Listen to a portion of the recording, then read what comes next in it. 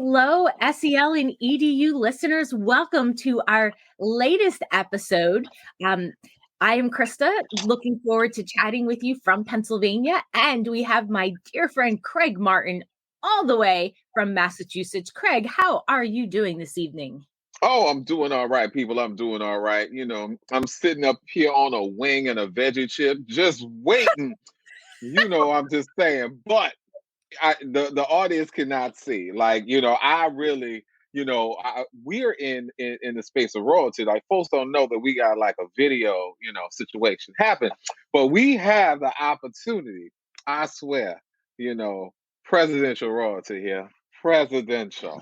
Oh, we do. And I love that you brought up that this is also videoed. So you might be listening to us, but next Saturday, the video drops. So make sure that you're listening and you're watching, because you know what? You get a lot more from our emotions and our back and forth than I think you actually hear during our podcast. Yes. We have a very special guest with us that I met over a year ago on Clubhouse. And so Clubhouse is it was a new tech tool. It was an audio app where we could host rooms and have conversations. And I got to meet the one and only Ayesis Clay in our room. Yes, whoop, whoop, whoop, whoop, like SEL and EDU. And I reached out, I'm like, I love every time you come into the room and you come up to the stage and you share with us your experiences and your ways of connecting and using SEL to empower students and teachers and other leaders. And so we're so happy to have you from SEL and EDU Clubhouse to SEL and EDU podcast. And so welcome our listeners. Let's give a warm welcome for Ayesis Clay. And let me give a little bit of background so that you know just all of the specialness that you're getting here. So Ayesis Clay is a distinguished teacher, multidisciplinary theater artist. And let me tell you, friends, I have heard her do her one-person show and she knocked my socks off. I was in tears because you just hit me like right in the heart. And she is also an educational consultant. Recently, she was a featured speaker for the National Educational Theater Association Conference and for Smart Technologies Teacher Summer Reboot Conference. She has developed curricula for Prince George's County Public Schools and the Maryland Department of Juvenile Services. Ayesis proudly served as a teacher leader in PG CPS, where she developed and facilitated pre-service workshops while mentoring both new and seasoned teachers. In addition, Ayesis founded Sculpted Clay Productions, where she uses innovative art-infused professional development and residencies to help schools increase social, emotional wellness and creativity for teachers and students. Ayesis, thank you so much for being here to share with us today. Thank you so much for having me. I am so excited because the first time that I was able to sit down with you, the two of you a couple of weeks ago, we just had like a chat on, I think it was SEL Day, right? I've been waiting to get on SEL and EDU podcast since then. So thank you so much to the both of you for having me. Oh, it is our pleasure. It is our pleasure, I would say. I would love to just, how are you doing? How are you holding up, today? Today has been a pretty good day. Yeah, today was pretty good for a Wednesday. Usually Wednesdays are kind of like bleh. But today was pretty good. I feel like I was productive.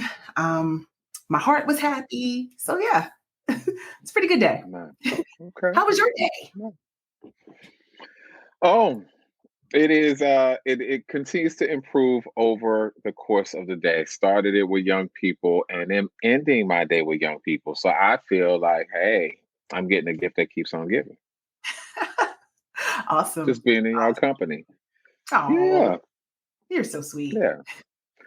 So I would, Krista, I know that I'm supposed to conceal some of my enthusiasm. I know that just in parts of the work, parts of the great and mighty work that you do, Ayesis, that you have a gifting with artistry, creativity, and you ignite, passions within young people and educators and people who are creatives and so many more. I'm curious, what have you been most proud of lately that you have been igniting or in all of this artistry? Oh my goodness. I am so happy you asked that question. So happy. So this Sunday, it's so crazy. This Sunday wrapped up a cohort of my online class, which is Right to Create.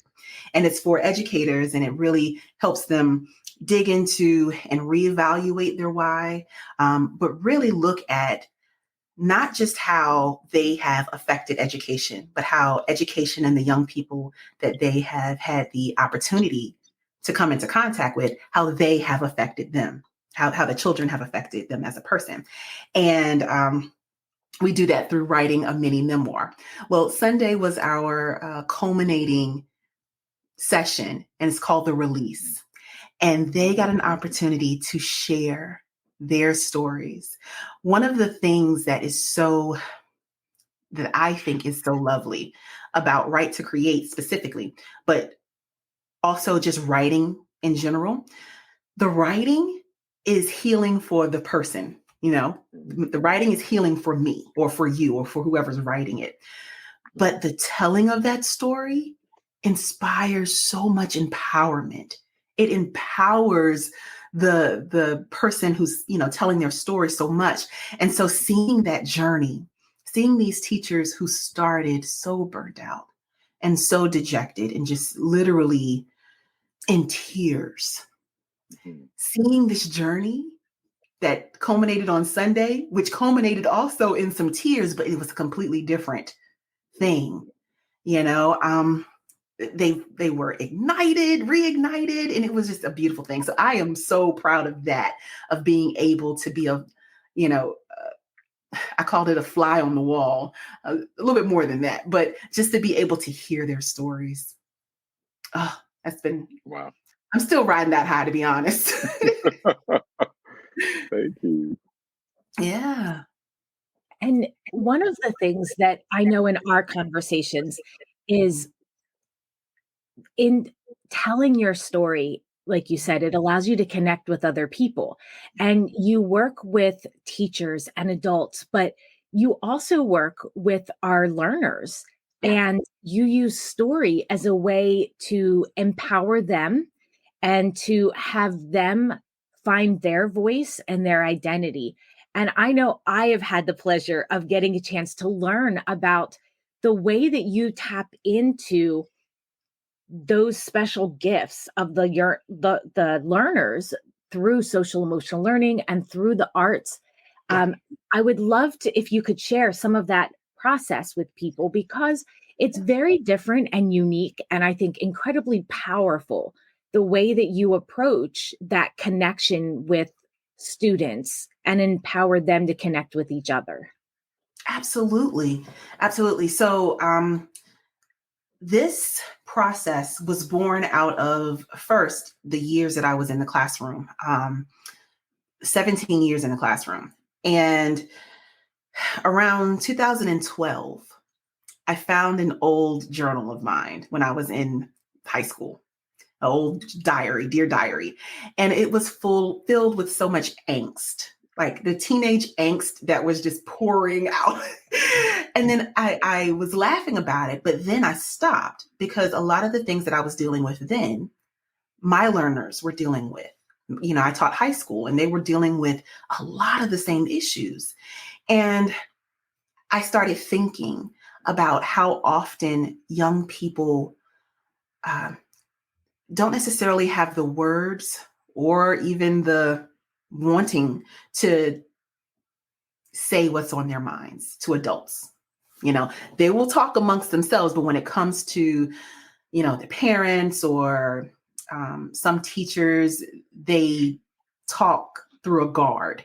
And so it was really interesting to me to write a play where we hear what the character is thinking, not necessarily what they're saying. Now, it sounds weird. They're speaking on stage, but they're speaking their thoughts and not necessarily what they would be saying to each other, which was very, a different kind of take on it. And, I wrote it and my students were just like, oh my goodness, this is me. This is me. And that kind of showed me something like, okay. And it opened up some conversations, some deeper conversations, not just with me, because we ended up putting on the show. So their parents then were able to see it, and their other teachers and the administrators were able to see it. And we had this conversation afterwards. Well, now, fast forward to 2022. Yes, I said that right.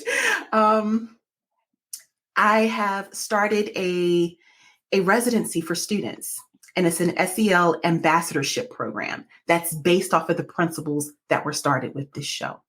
And so I go around to schools and I take the bones of the play.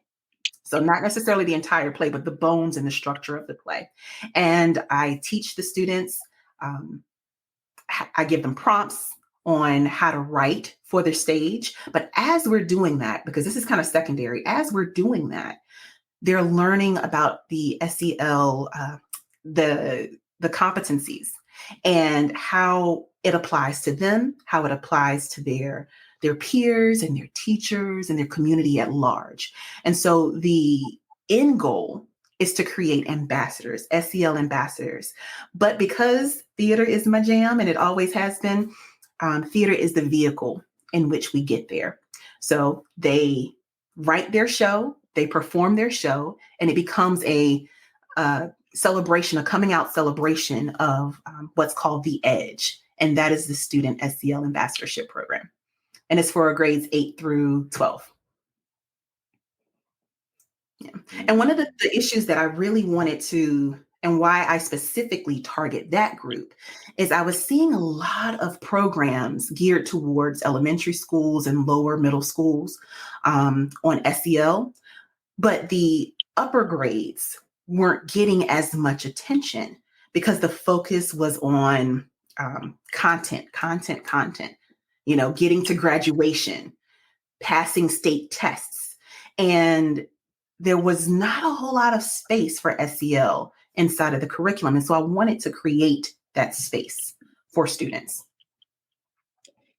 Were you noticing over time some common themes among the teenagers that no matter where you were working, they had these threads that remained consistent? I think that would be a powerful thing to hear, because sometimes we look and say, oh, kids these days, and I don't necessarily think that it's kids that are changing, or if anything, they're more willing to advocate. They have a stronger sense of self. Yes. And so I would love to hear from your experiences. What are some of those themes that our young people are dealing with and willing to talk about? Absolutely. The biggest one that always comes out is identity. That's literally the first thing that they want to write about is how they identify in this world. And what comes out a lot, even in this age of advocating more for themselves, is this trepidation about being fully who they are. In front of, a lot of times it's in front of parents, in front of beloved teachers or administrators, but they don't have so much of an issue being fully who they are with a peer, but there's this pressure that they feel with adults. And so that is always one of them. There's also this thing about pressure, and we talk about peer pressure a lot. We talk about peer pressure, but what also comes out is this idea of adult pressure. And what I find a lot of times, especially with I don't want to call them high flyers, but with the students who tend to have the highest GPAs, or, be in the most extracurricular activities, the most outgoing, a lot of times they have this extreme sense of adult pressure, and they don't want to let anyone down. And they have this thing where I can't let anyone down. And that creates this, and it can create, and it has created in a lot of situations, this kind of pressure cooker inside of them, which can lead to poor decisions. And so we talk about that. We talk about what that looks like and what that feels like, and how to deal with it, So those two really, really stand out. I do want to say, though, that my programming through Sculpted Clay Productions is actually twofold. And I think you kind of mentioned it earlier, because when I came out of the classroom in 2018, there wasn't a lot of supports for what I was dealing with. And if you don't know my story, I was dealing with compassion fatigue and secondary traumatic stress. So, which is a little bit different than burnout when I came out of the classroom. And there wasn't a whole lot of supports or conversations about that. There wasn't a whole lot of conversation about adult SEL in my district. And so when we started really focusing in on student SEL, it almost felt like we put the cart before the horse, because we started talking about students first. And yes, we service students. Absolutely. Absolutely. But it was like we made the leap towards, or the leap that the adults were regulated enough to do this work already, and we know that's not the case. Even before the pandemic, we had some issues. And so the two-prong effort is addressing adult SEL first. All of the staff on campus, particularly the teachers, the educational staff on campus, and then going towards the students so that the teachers don't have to do all the heavy lifting by themselves. So it's definitely has to be a two-pronged approach. It can't just be throwing resources towards the students. We miss an opportunity. I find it empowering to hear that you were able to manifest the emotional toll that comes with whether or not it's burnout, whether or not it is, the traumas that you faced or, experienced or had, or sometimes shouldered, because I know that you are a reservoir for so many students, but also some educators who were looking to you for guidance, looking to you for reprieve, looking to you for answers, even if you did or did not have them. And I find it fascinating that out of some of the challenges that you faced, that there was a birth of the mother of unicorns. And so I am curious, how did you become the mother or mother, depending on who you talk to, of unicorns? A mother of unicorns. That right there was the show that I listened in on Clubhouse, and I was awestruck. It was audio, and while you were presenting, talking, you hit my core. And I had tears running down my face, and it was so beautiful and so beautifully done. Wow. Please tell us more about that. Absolutely. So in 2018, like I said, I left the classroom, and I left the classroom broken. And I say that now. I was broken. If there are any listeners who aren't aware or aren't very clear on what compassion fatigue is, or secondary traumatic stress, that is when the stress that you feel, the traumas that you absorb from hearing the traumas of other people. And Craig, you hit on that right before, is as teachers, especially when you are that teacher. And if you're listening to it, you can't see the air quotes that I just did. But when you're that teacher, when you're the teacher that students feel comfortable coming and talking to, what generally happens is that it's not just one. Because when they find out that you were a safe space for one, then many start coming, and you're the safe space for many and many colleagues. And that was the case over 17 years of not having the tools to set that down and just absorbing. And they took a toll. And so I left broken, and I ended up writing a letter in the very beginning, which was an apology letter to my students, because teacher guilt was real. And out of that came a play. So a good friend of mine had a theater company called Fresh Inc. And we had lunch, and she was like, "Hey, what are you going to do now? You've been teaching for all these years. What are you going to do now?" And I was like, I don't know. Maybe I'll act. Maybe I'll, because I was acting during the time as well. And she was like, "Okay, I have something for you. Do you think you can write something?" And I was like, yeah, I can write something. My therapist had me writing some things. And she was like, "Okay, great. I'm going to send you something next week." Well, she sends me an invitation to perform at the Kennedy Center here in Washington, D.C. So that was what she was saying. I didn't have anything written.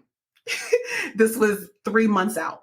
And I'm like, So for those 3 months, I went into the lab and pinned out a solo show. And I couldn't, well, the show is called Sculpting Clay, or How I Became Mother of Unicorns. And it's this long, very long title. And it was performed there, and then it went to New York and had a residency there, and it's toured all over the country by this point. And as Krista said, she heard it on Clubhouse. But to your point, to answer your question, what is the Mother of Unicorns? What does that mean? Why did I name the show that? Well, the play takes on this kind of fantastical journey. There's this duality. It's my story, starting from the Department of Juvenile Service, actually starting from before that, when I did not want to be a teacher at all. I was an actress, period. But I needed a job, period. So my first job was with the Maryland Department of Juvenile Services, and kind of like tossing into the deep end of education. And, it goes from there up until me leaving. And there's this parallel journey, like a fantastical journey and a realistic journey. And I came to realize that all of the students that I taught, whether they were in the Maryland Department of Juvenile Services, whether they were in this fantastic program in Prince George's County, which was a kind of magnet school program for the arts, for theater, they were all like unicorns.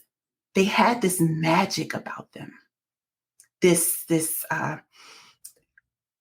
uniqueness to each and every one of them that was inherent.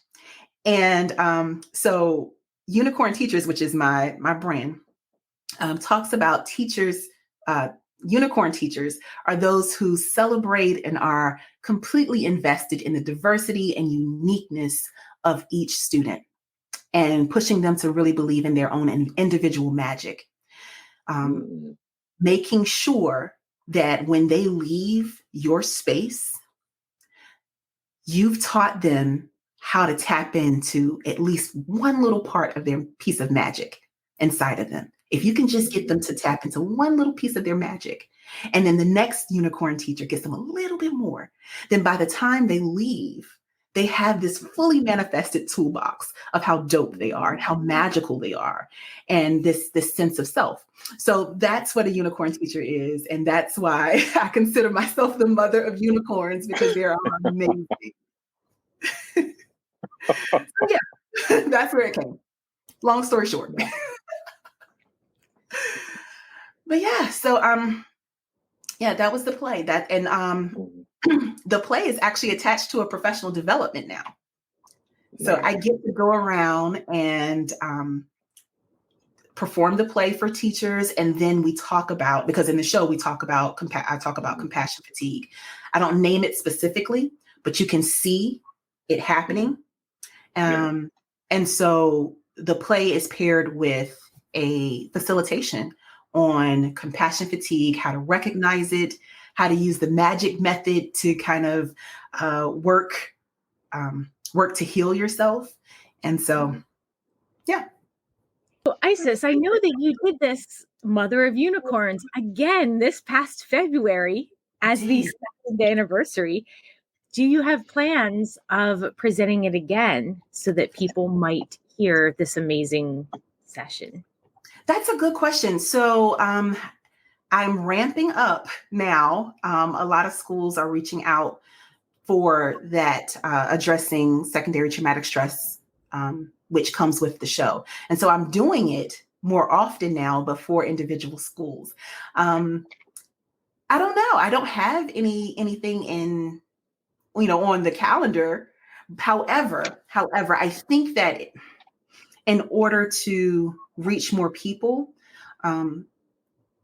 when they hear the story and they hear how it connects to their own journey, because that's a part of it too, that we talk about, is what do you see in this journey that mirrors something that you're dealing with? And a lot of times what we're seeing is, unfortunately, some of the negative things that I was dealing with as an educator that was leading towards compassion fatigue and certainly leading towards burnout. I think by hearing the play, people are inspired to at least do some research on it. So I don't know, do some research on compassion fatigue. So I don't know, maybe I'll think about doing it in the next couple of months. I'm just curious, understanding you're the mother of unicorns, but I'm clear that someone saw you as a unicorn first, and there are some people who tapped into you so that you could actualize your magic. Could you tell us a little bit more about who has done that for you, or who is doing that for you now? Absolutely.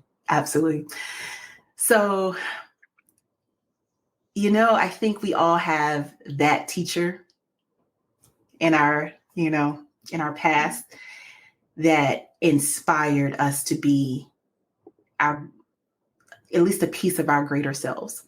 And that teacher was Jesse Dickens for me. He was the first adult ever that I felt took the time to listen to us as teenagers and not poo-poo our feelings. Like, oh, you're a teen, get over it. Or, oh, it's not real. And it wasn't just me. He was that teacher for so many. And he inspired in me, or he showed me what a teacher could be. He showed me what a teacher could be, that it wasn't just about content, that it had to be about more. And that's not to say that I didn't have teachers who didn't care. I don't mean to say that. But Jesse Dickens was that teacher for me. And so when I became a teacher, he was the teacher in my mind. He was the teacher, like, he was tough. And he taught the subject that I hated the absolute most, history. I hated history. Sorry, my husband's a history teacher. He says the same thing. My husband's a history teacher, or was a history teacher. I'm going to put my shades back on. Let me put my shades back on. Mr. Dickens made it interesting. He made it interesting. And matter of fact, it wasn't even history. It was politics. It was like American government. And it was like, who wants to learn that? Well, he made it interesting. But anyway, so he was the first person to show me what teaching could be. But there's been so many more, and I would be remiss if I didn't say how instrumental my husband has been in this process. He is an educator too. He left the classroom last year, but he taught for much longer than I did. And I would be remiss if I didn't talk about his influence and his belief in what I thought teaching should be. Like, I had cookouts and things. This is before it became like, you don't do that. But cookouts at my house and water gun fights. Like, I have a part in the play that talks about that, like bringing them to the house, and we'll have cookouts and water gun fights and making space for Black girl magic and Black boy joy.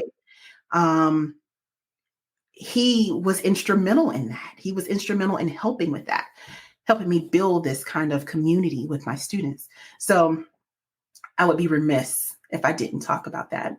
But there's been so many colleagues. I think there are more unicorn teachers out there than we know about. Right now, it's so easy to look at the challenges of teaching. It's so easy to see how tough it's become.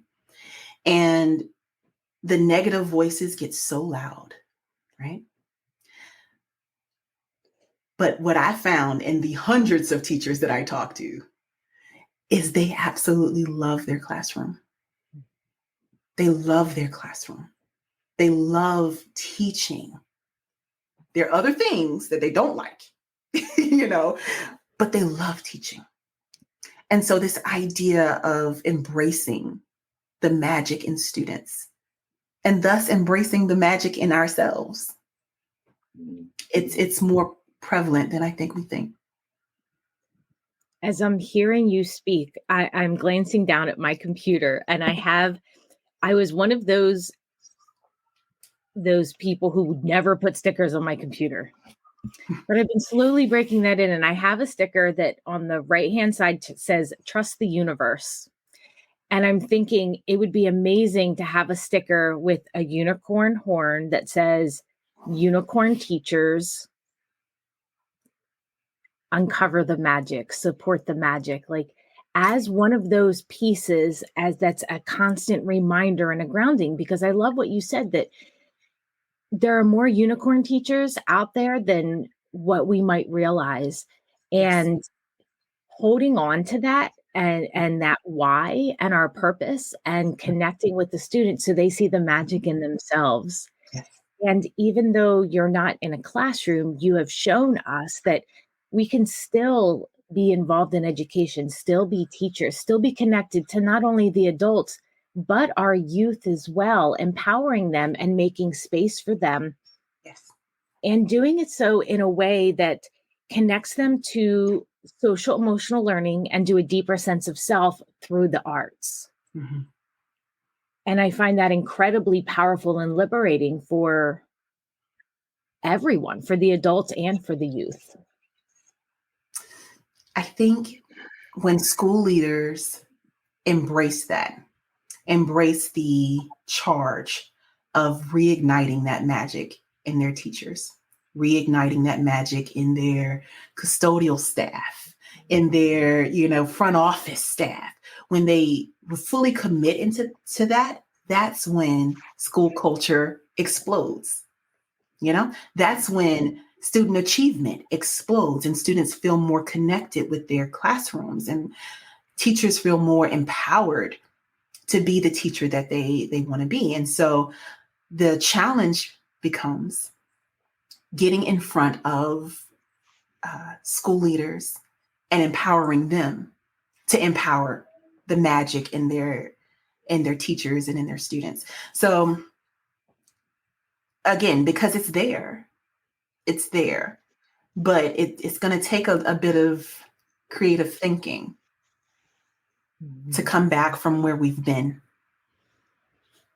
Yeah. And it's one of those things. Go ahead, please. Oh no, go ahead. You were finishing the thought. So yeah. No, it was just the idea of using creativity and not just the arts, because a lot of times when people think creativity, especially when I say it, coming from, a theater person, they think that I'm speaking specifically about the art. But creative expression and creativity is bigger than that. It's really about bringing something new into existence from one's own imagination, right? And so we need to be reimagining what it looks like, how we are connecting with each other, how we are using SEL daily and not as just an extra thing, but embedding it in the culture of our school and the culture of our peers, our colleagues. It's going to take some creative thinking, and hopefully, we have some school leaders. Well, I know we have some school leaders who are chomping at the bits to do that. Yeah. I what I find interesting about what you're sharing as a school leader who has hundreds of young people who is looking to me for many things to ensure the community is safe, that we have good teachers in front of them, that we're communicating and maintaining really good and solid relationships with parents, and having incredible leaders who are also, in the trenches with them. That sometimes life happens. Yeah. Life happens to each of us. Yes. For you shared how there were some things that was happening behind the scenes. No matter how much you may have loved teaching, how much you love connecting hearts and minds and spirits, that you elected to choose a new path. And there's some people right now who are out questioning everything about what they're doing, their call. They want to give more, but feel empty. And you're sharing that there's some vehicles to tapping into your inner magic, and that intersection of artistry and creativity, there has to be healing. Some people may feel a sense of anxiety because they're like, oh, you want me to go into like that left brain, right brain stuff, and you want me to like explore places and spaces I don't know. And I'm already feeling feelings about, I don't know about this job. I'm tired. I'm exhausted. We got bills, gas prices going up. I got to choose between a chicken wing and a gallon of gas right now. And you telling me that I'm supposed to tap into my power. I'm tired. Can somebody, so I know people think Craig is being tangential. There's a point here. So in 2022, we're carrying a lot. I am curious for me as a school leader, other school leaders who are on this call and are trying to figure out, how in the world do I do that for teachers? Right? How do I create an environment with everything that we're navigating? How do we create an environment where people may feel poised to tap into their creativity or tap out because they need healing? What is it that you would say to us? Like, how do we do that? Because I know I want to, but my creativity is sometimes getting those little therapeutic coloring books, and like that's as far as I can go. But I guess give us something. Like what could we tap into in regards to your genius and what you've seen work in the field? Absolutely. So that kind of taps into the magic method that I alluded to earlier, that I go in and I teach schools to utilize. And magic obviously is an acronym.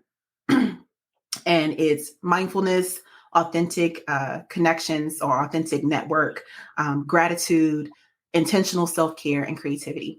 And so a lot of times what I hear from people is exactly what you just said. I have so much on top of me. How can I be creative? And you can't, right? You can't be creative if you're stressed. Doesn't work. It just does not work. And so the very first thing in this magic method is mindfulness, because it helps with the stress. And so what I do is I teach them 1-minute mindfulness things that they can do. And this is for the teachers first, but I also talk to the principals about instilling 1-minute mindfulness in what they do on the intercom, 1-minute mindfulness before meetings, 1-minute mindfulness, like literally it becomes an institutional thing where we're being very intentional about silence and about space. In schools, you don't get a whole lot of silence, if any. I remember a lot of times getting in my car at the end of the day, I would not be driving home with music. It would be silence because nobody was saying, Miss Clay, Miss Clay, Miss Clay. Nobody was calling my name. Nobody was yelling, nothing. Yeah. So when and it sounds tiny. It sounds tiny, Craig, but think about, and I know we have a little bit of time. We only have a very little bit of time, and I know it's a podcast, but I wanted to leave you, I want to offer you and whoever's listening with one thing. Right? And this, I actually got an email yesterday from a teacher from a school that instituted this. And she's like, oh my gosh, it's crazy how my day turned around. This one thing is taking anywhere from 30 seconds to 1 minute to lean into one of your senses. What does that sound like? What does that look like? What does that feel like? If you took 30 seconds to focus on everything that you hear in your space while intentionally breathing, what that does is it regulates your body, it regulates your mind, it resets you so that you're not here and then the next class brings you here and the next class brings you here. When you have 30 seconds to a minute to just listen to all the sounds, listening to the fan of your computer, the exhaust system in the fan system in the room. And it adds up. So you start a meeting. You don't start a meeting. Okay, everybody, this is what we're going to do. This is our agenda, X, Y, Z, bam, bam, bam, bam. No. If you start that meeting with calm, encourage that for 30 seconds to 1 minute, maybe even ending the meeting also with that 30 seconds to 1 minute. That's 2 minutes 2 minutes tops out of your meeting that you have intentionally cared for your staff. Something that small, but it can grow, obviously. You teachers teach your teachers. Your teachers teach your students. It becomes a part of your culture that we're going to take a second to regulate ourselves because we're dealing with a lot. And this is one way to do it. And again, I have a whole long list of 1 minute mindfulness techniques to kind of take the fear. First of all, it's not meditation, because a lot of people are like, I don't meditate. I don't do that. Blah, blah, blah. That's boo-boo. That's not what this is. Although I'm a huge fan of meditation, that's not what this is. And then the next thing that I always hear is, I don't have time. You ain't got 30 seconds. 30 seconds. Put a timer on your phone so you know you don't go over. I know you got a minute, but even if you don't, 30 seconds before your meeting, before you step into that room with that challenging teacher, or that teacher steps into that room with that challenging administrator, or, there's this situation that I don't want to deal with before you step in, 30 seconds to a minute. You've just removed all the potential barriers that somebody would throw up in terms of like, oh, well, I don't have time. Well, I don't know what I'm doing. Lean into it. Just listen. What are you feeling? What are you feeling? Just listen. Matter of fact, no, not even what are you feeling? Because that takes too much thought. Oh, literally, you're just listening to every little thing that you can hear and focusing on everything that you can hear. You're not focusing on that stressor. Mm-hmm. Thank you. That's important. Yeah. So that's one thing. I got a whole bunch of other ones, but that's one thing I can offer. Making that embedded in your culture. How can people find you? and social media, on your website, so that they can learn more, so they can reach out to you and say, hey, we want this. We need this. Yeah. Let's talk. I would love that, by the way. But you can find me on Facebook and Instagram at Sculpted Clay, straight through, at Sculpted Clay. And then you can also check out my website at www.sculptedclayproductions.com. Thank you. And we will have these put into the resources, so you can go into the transcripts and be able to click on any of those. They will be listed in YouTube when we put this up. So please make sure you're going down to click there. Awesome. I just want to say thank y'all. Thank you so much for having me on. The work that you're doing is amazing. Amazing. SEL is so important and so foundational to that change that we need in education right now. It's so foundational, and getting the word out and talking to people and, delivering workshops and, leading schools intentionally with SEL in mind. That is how we change. That's how we right this ship. That's how we get to the point where we are seeing the humans in our students, seeing the human in our colleagues, and definitely seeing the human in ourselves. So, yeah. Thank you. Thank you. That was so beautifully said. Y'all doing the work. Y'all out here doing the work with us. So I love it. Well, I have to say, Ayesis, it has been our incredible pleasure. We are so excited to have been able to share this space and time with you. To our listeners, you better go ahead and check her out. Check the resources. Do you think? Like, invest in yourself. Like, you should invest in yourself. This is a gift that keeps on giving. We are going to come to a close. We love y'all, and we are just asking that as you continue to do your internal work and the external work that we are called to do, that you also just stand in the light. Y'all take care.